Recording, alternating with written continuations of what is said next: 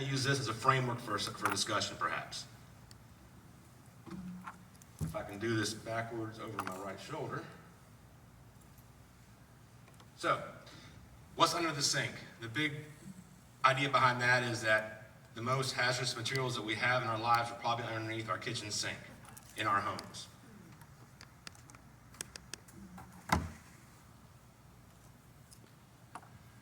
So what can we have in there? So most of us have some type of cleaning materials, stuff for wash clothes, antibacterials, that type of stuff, even for bugs. They're common, we see them every day, but they can be actually hazardous to us.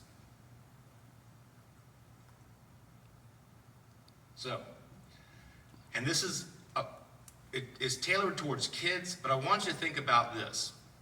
Not so much kids because they're kids, but kids because they don't understand.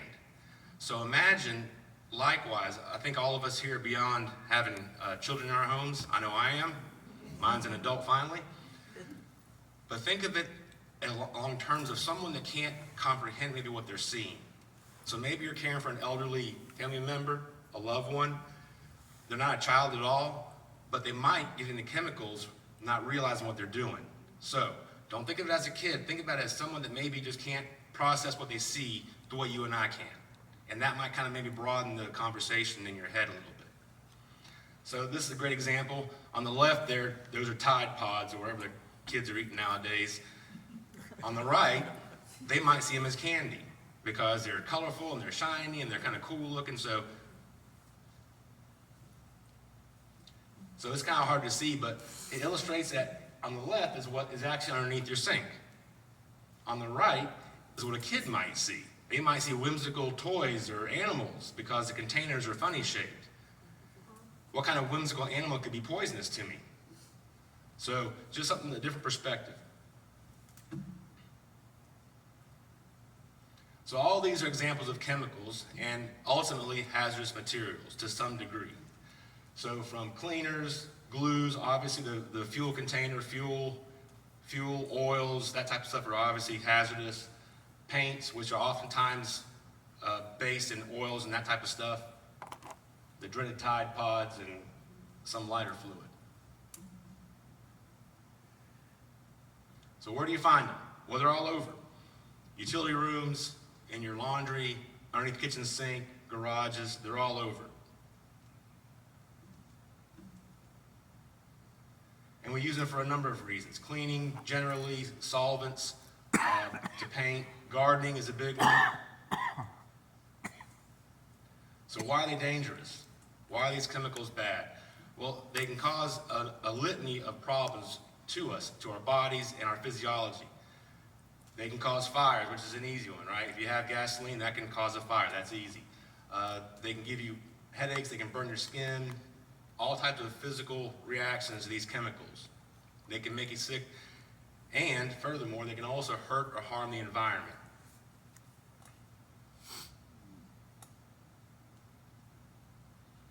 So how do you know they're dangerous? How do you know what's underneath your sink is dangerous? Maybe it actually isn't that bad. Maybe it's just you think it is.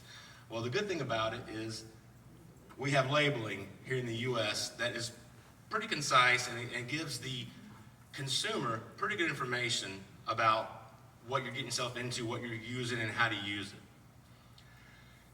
If you always just read the back, there'll almost always be a ton of information there that can help you out. I'm going to sum up my presentation in just a few little quick bits that will keep you safe when we're dealing with hazardous chemicals.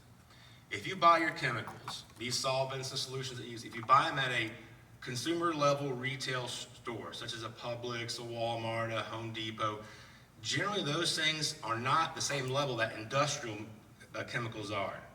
I'll give you an excellent example. Bleach that we all use in our laundry, right? It's bad to consume, right? It'll make you sick, it can burn your skin. Bleach that you buy over the counter, if you will, or at Publix or Walmart, is only about anywhere from 5 to 8% chlorine. The rest of it is just water and fragrances. Now, if you were to buy chlorine at an industrial warehouse, or if you obtain some, it would be significantly more concentrated. So although you think it's bleach, it's not. There's a difference. So the good thing is for us, consumers, all this stuff is almost always thinned out or watered down to where we can handle it without special training. We don't use chlorine no more, but the very same chlorine that you would use for your laundry is what they used to use to treat water in water treatment plants. Higher concentration. That required the operators to have special suits with respirators on so they don't get that high level of concentration of chlorine on them. But it's in essence the same stuff you use to wash your clothes and clean your boat and whatever else you use it for. Just a higher concentration. The second thing I would tell you is buy your chemicals, like I said, at a retail place, Walmart, Publix, that type of stuff. They don't usually put super concentrated industrial chemicals on their shelves. The next thing is just use it as it's directed. Firemen love inventing stuff. And if one thing is good, if this is good, they'll put them together and make it even better. That's not how chemicals work at our level, at the consumer level, right? Use this chemical. If it doesn't work, you stop, you clean or whatever, decon it, rinse it, and then try a different one. But you don't put them together. We love doing that. If one is good, then two is better, right? So that's the second thing I would tell you is buy it from a retail place. Don't get some chemical that your friend gave you from, some industrial plant. Use it as directed. The next thing is almost all, not everything, but almost everything, if you dilute it, you can almost always mitigate the risks of it. In the hazmat world, we say dilution is a solution to your pollution problem. And what that means is if you spill something or if you use something, you didn't mean to use it there or it got out of control, whatever, you used too much, just rinse with water, and that will almost always solve your problem. Almost always. If you don't know what to do, rinse it with water. And finally, like I was telling you, is don't mix things. If you tried one chemical and you didn't get the result you wanted, like say a bathroom cleaner, you didn't like the results, rinse it with water. Once that chemical is all gone, then try a different one perhaps, a different brand of something. But fortunately for us, in our world, in the US, these chemicals are labeled well for us and explains almost how to use it, how to dispose of it, if you get in contact with it, first aid, what to do, who to call. So just read the label. So how to keep kids, and I'll say anyone that can't effectively understand how to use chemicals. So maybe that loved one that maybe has a touch of dementia or something. How to keep them safe. First off, be aware that you have these chemicals in your house. I have them. They're in my house, they're in my kitchen, underneath my kitchen sink, whatever. The best thing to do is just deny access. Deny access. So if you think about when you had when my son was a baby, we had the child-proof locks on the cabinets, right? I'm denying him access to those chemicals by accident or by whatever. So if you can deny access to them, unless it's someone that knows what they're doing, that's the best thing. Separate the chemical from the person, and the problem won't be nearly as bad.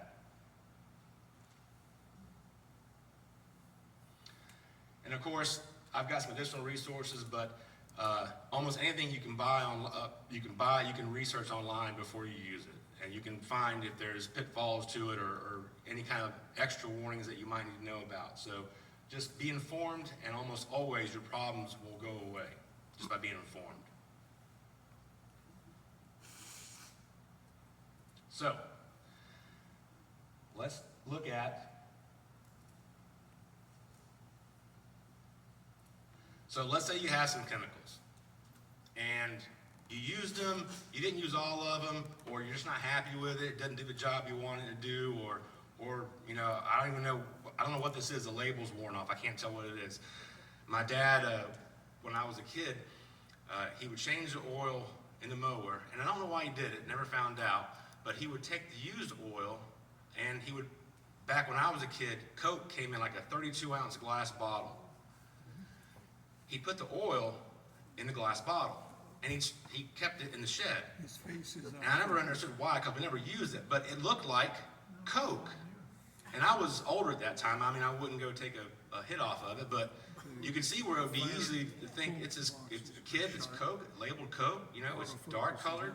So, how do you dispose of these chemicals? What do you do? So, fortunately for us, we have an excellent county-based landfill waste management system. And as a county resident, not as a business, but as a resident, if you have chemicals, hazardous materials that I don't want this no more, I don't use this no more, it never worked, or it's too much, there's a way to dispose of it that you don't have to worry about it going in the environment. It's free of charge. It is, the only problem you'll have is taking it from your house to the disposal site. And that is the landfill here in Asatula, or actually Tiberias Asatula. They will accept hazardous material waste from you, free of charge. I think it's about every day of the week. But this is their website, right on the county website, and they'll tell you their location and what they accept. And they accept a lot, even from the consumer level. So for the consumer, paint, they'll take 20 gallons of paint. I probably got 21-gallon containers of paint in my house I'm never going to use again. I should take it there. They'll take motor oil, gasoline. They'll take anything there, just about, I think, unless it's like radiological. But you can just drive in there, they'll direct you where to go, you drop it off, you walk away, and that's it. They also have some mobile collection sites. So if you're ever wondering about that, there's a mobile unit schedule. I think they're scheduled in Claremont is the next one I thought I saw. Oh, Mount Dora. So they go around from time to time also collecting at sites. So there's some options there. The good thing is you don't have to sit on chemicals in your house that you don't want, or you don't know what you don't have use for them no more. They're just taking space, or you're afraid that the container might degrade. There's a way to get rid of them at no cost, just inconvenience of going from here to there. So that's what to do when when you don't want it no more. Now we'll touch briefly on just some interesting information on what happens if you're exposed to it. So you're basically, in essence, you become poisoned, or it's come in contact with you and you don't want it on you. So the great thing is, this is right, the Florida Poison Control website. There is a number, now you can even go online actually and indicate that you've been exposed to something. But this very same service, my firemen use when they come out to your house. So if you get exposed to something, or you accidentally, you thought it was Coke and it's actually motor oil, and you drank some, or you splash something in your eyes, or there's just some powder that was really acidic smelling and it got in your nose, you don't know what to do, there's resources out there for you. And the poison control is one of the best ones where you call them, they interrogate you, ask you what you got, what happened, that kind of stuff, what are your symptoms. They'll tell you what to do. And if they recommend you go to the hospital, they'll call for you, or you should just call 911. It's probably faster if you just call. But they will then ask us or you what hospital you're going to. Let's say you got it pretty bad, you got something in your eyes, and you're concerned. You go to the hospital.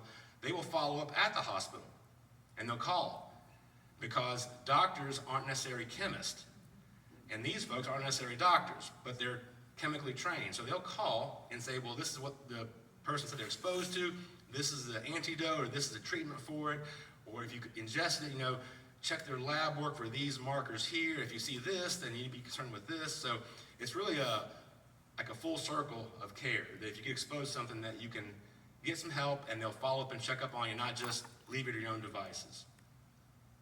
So I got clicking around the website because I'm curious. And so this is all of Florida. So let's look at Lake County. This is our statistics, just some good information, just for argument's sake. So this is looking at poisonings in Lake County as a whole. So I can't see, so I'm going to walk up to the screen. I can take this with me, I guess? Yes, yes. So, who contacts us? The patient's age, the two largest demographics are under 5 years old, pretty common, right? They think the Tide Pods are candy, they eat it, somebody calls because my 5-year-old or less got in some chemicals. Totally fair. 20 to 64-year-olds, I'm in that category. Most of us here are probably in that category. Kind of odd, isn't it, that at our age we would be getting poisoned. Yeah. You think we'd know better? Says higher. Well, if you go to the next, you drop once you hit 65. I guess your fear of getting poisoned drops pretty dramatically. So, age has its privileges. So, and this is in Lake County. So, what are we getting poisoned with? What's kind of interesting? Motrin, ibuprofen. Yeah. I'm guessing someone took too much of them, which it's bad for your liver. That's a legitimate thing. That's bona fide bad. Benzodiazepines, Valium, Versed, those types of pills.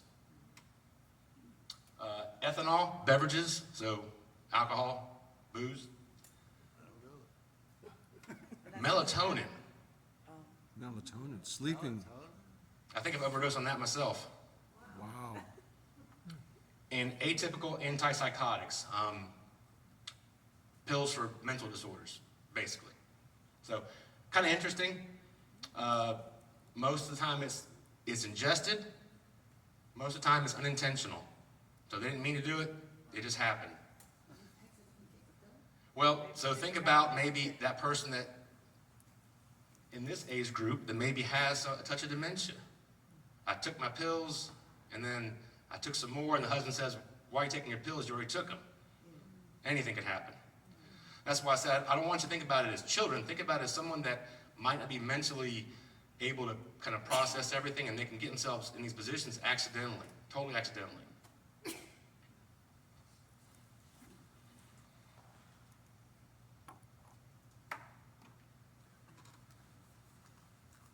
So if you're curious about when it happens most at 9 o'clock at night. So if it's 7 in the morning, you should be safe.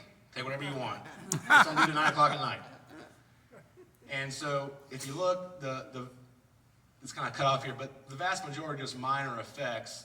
But in the adult, there are a significant portion of major effects as well. So kind of just some good information there. Put some things in perspective. Some things that you think that are actually good for you can cause you problems if you're taken incorrectly. So, in any case, that was kind of just interesting. That's loud. So, in summary, I would just reiterate these things. Just buy your chemicals from a retail establishment. Don't go buying them from an industrial supply house. If you have a buddy there, just don't use it. Those always are very specific. Those tend to be very specific chemicals for specific processes that are harmless when done in that process. You use that chemical out of its process, it's bad. Read the label. If all else fails, don't mix them. And the last, if you don't know what to do, just rinse with water. That'll get you started at least. It might not be the end all, but at least get things started at diluting that chemical that's on you. And of course, goes without saying, if you get involved in something, you get something on you, whatever, if you don't know what to do, just call 911. We'll come out and we'll figure it out with you. We'll call poison control with you, or we'll help you figure out if this is actually something or not. So, and that's pretty much wraps up my presentation. At this point, if there are any questions, I'd love to entertain those now. Let's please use the microphone. I got it. Okay, thank you. I don't have a question, it's just a comment. It's not on, Carl. Flip it up. There you go. It's on now. Okay, just a comment, a lot of people around here have driver's licenses from out of state or somewhere else, out of county. And when you go to that Lake County dump, they usually ask for an identification to identify you as a local resident. So if you have a driver's license from out of state or somewhere else, be sure and take something with your current address here, like a utility bill or something, Otherwise, you will pay for it. Right, so I'm a resident, I've never experienced that, but I think if you were to, like your utility bill or something that shows your physical address. Well, I've been there several times, and Okay. they usually check your driver's license to make sure you're a Lee County resident. So how was your experience using it? Oh, it's easy. I mean, it's great service. Good. It's a great facility. Glad to hear that.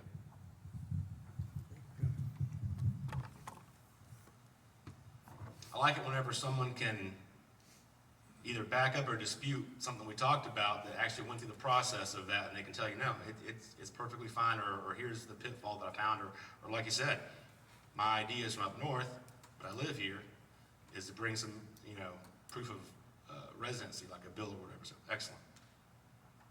Any other questions? Yes, ma'am. Please, let's use the microphone. My turn. Yeah, because they can't hear you at home. They need to be able to hear you. Hello? There you go. Perfect. About 45, 50 years ago, I remember hearing a story about a woman who was cleaning her toilet bowl. I'm sure that everybody's heard this, with ammonia and bleach. And bleach. And she died Yep. from the fumes. Absolutely. Yep, that's an example of where the one chemical might not work so good, so I'll put two of them together. If one is good, then two is better. That's my philosophy in most things. That's actually not at all. Excellent question. Don't mix chemicals. Use one. If you don't like the results, finish using it, rinse whatever it is, and then start with a different one from scratch. Don't mix them. Yes, sir. I don't have a question, but just relating something that, I think you said it was ibuprofen, Yes, sir. personal experience. I'm a stubborn guy, like some other men maybe.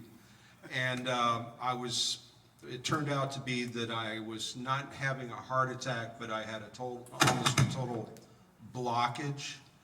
And I was in excruciating pain. And of course, I didn't go right away. I took ibuprofen, like 4 at a time, like 5 or 6 times within one day, trying to knock this pain back down.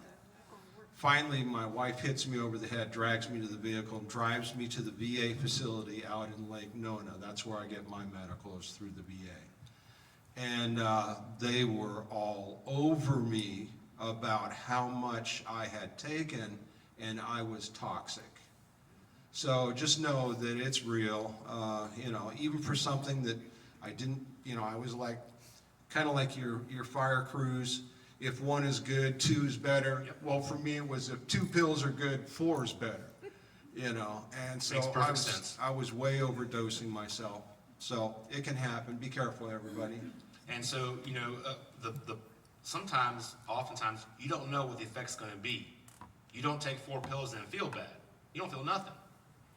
In the meantime, it's destroying your liver.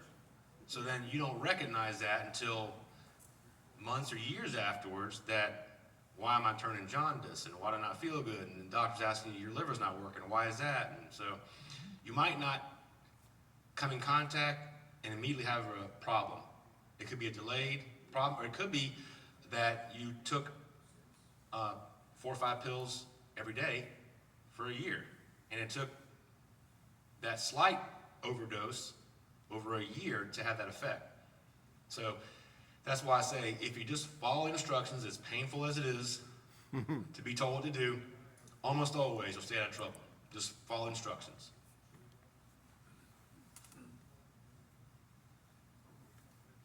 And the moral of the story is, listen to your wife. Moral story. Yeah, Follow instructions. She's Follow probably instructions. watching this at home right now, and I'm gonna catch holy heck for this. Thanks. Any other questions I can answer? Okay, well, looks like time for a change of the guard here. I'm gonna be asking, oops, it just turned up. I'll just use this one. Hello, hello. Okay, so I'm gonna be asking Chief a question here in just a moment, and this relates to The drill that we had, when we had finished up the drill, we all gathered back. Who all was here from the drill? Some, and I know the Apples, they were out of town, so yeah. There were some questions that, you know, how did the whole thing go? Did you learn anything? And two individuals, two ladies, pretty strongly said, "What about pets?" And I had not really thought about that. You know, we've been kind of just focused on if we needed to take care of humans. And it really, what they were kind of driving at was if you have, let's say, a dog and the owner is down, that dog could become kind of very protective and maybe aggressive towards a block captain that's a stranger coming in the house and maybe kneeling on the floor and trying to do something like put a tourniquet on, you know, somebody, or maybe just trying to stop the bleed or whatever needing to be done, CPR, and the dog could become aggressive and try to interfere. So we have started to discuss this with the leadership. You know, we meet every month, a small meeting here in the kitchen area, and kind of plan what we're going to be doing and schedule things and things like that. Christine, and she's, you know, the secretary and also handling all the data services, the database. We meet, and so we've started thinking, brainstorming a little bit, well, how can we address this? You know, and one of the things that came out of my mouth initially was our block captains have enough to do in such a short period of time to try to cover as many houses as possible as quickly as possible. You know, that's why we do the 6-minute thing, you know, move to the new medical situation every 6 minutes, because we got to get around that street, our community. And so we're starting to kind of brainstorm on this, and one of the things that I don't know, Christine, I don't know if this came up during one of our leadership meetings, but I thought, why not ask Chief Mera what his men and women, how they handle possibly aggressive dogs? So, you're up. What's the deal? So you gave me a mic, so I'm going to talk. So it's a short answer, but I'm going to talk for a few minutes about that. So what I want to say is this. I want to commend you for doing the drills for hurricane season. I'm a firm believer in training. My firemen train relentlessly. I believe in the motto of prepare for war, pray for peace. So that's how we behave. So doing exercises is training. You're training for war. We pray it doesn't happen. I hope the meteorologists are wrong. I can't take any more gray hair.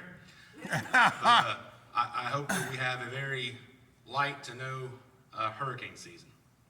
With that said, regarding the pets. So my firemen respond to over 10,000 calls a year, and there's dogs at I don't know how many houses. I couldn't begin to tell you. And so I was once, in a former life, a fireman as well. And I've been to many houses that have had pets. And I've been to houses where the owner was ill and called. And I've been to calls where the owner was incapacitated and someone else called in their stead. And we were talking before the presentation, so animals, dogs, are very intuitive. They can tell when things are sometimes not jiving the way they should be. They can sometimes tell, you know, when owners are falling ill. So for us, and we talked about your situation versus my situation.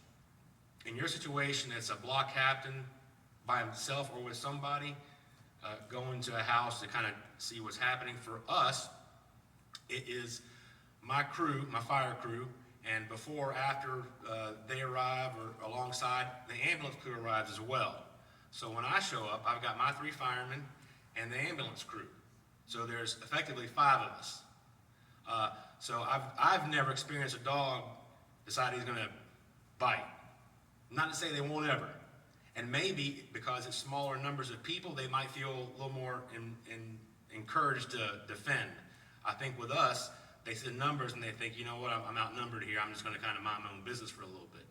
So the solution, or the part one, I would say, is first, I would, and it's because you're broke up into blocks, it's really, I think, gonna be easy for you. And I would try to identify with pet owners those that they think might have a penchant for biting. Identify those. And with those, maybe you might change the order of your triage and homes so you have maybe a few more people, or you might employ some tactics where you try to maybe knock on a window and kind of get the dog to go to the back of the house, and you go in the front of the house and try to do what you have to do. Maybe something like that. I don't know that I would encourage anybody to get a what are they called, lassos or whatever, where they Snare. I wouldn't encourage that, because if you're not properly trained, it's probably going to get you in worse. You might take a dog that's merely agitated and push them over the edge. So I think the first thing is just identify where these houses are that have these potentially aggressive dogs, or ones that might just, not aggressive, but they might be extra defensive of their owners. Mine, if you break into my house, she'll show you where everything's at. Just don't disturb her, They're right in there, there's some jewelry over there, please help yourself. But if I'm sick, she might act differently. So I would say first identify, and then come up with some strategies where maybe, like I said, you train to, this house here, we'll go knock on the door. If we can kind of herd them back here and go in the front door, or maybe this house will bring 2 or 3 of us so that the dog feels maybe a little more like I'm out of my league here, something like that. It's not exactly something we deal with, because I think how we operate is a little bit differently, but we still encounter this literally, every day. Super. Okay. And again, I just want to commend you for whatever training you've done preparing for hurricanes.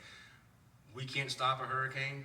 All you can do is have your reaction to the hurricane tied down tight, where you know what you're going to do, and so that if it comes or doesn't come, your plan is there. You either execute the plan, or you don't if it chooses to bypass us.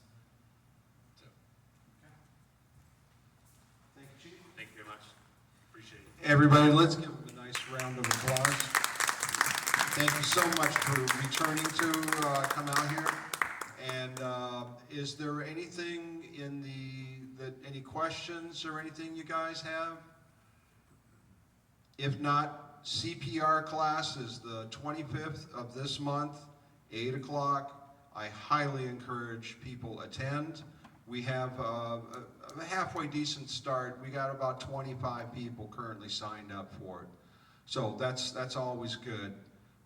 Bill is really, really good at what he does, and we're thankful that we have him as a resource.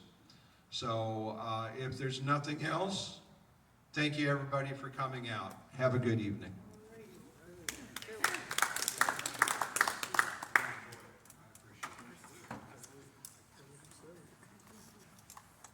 You need these, and I'll get them back to you. All right, thank you, sir. You got it.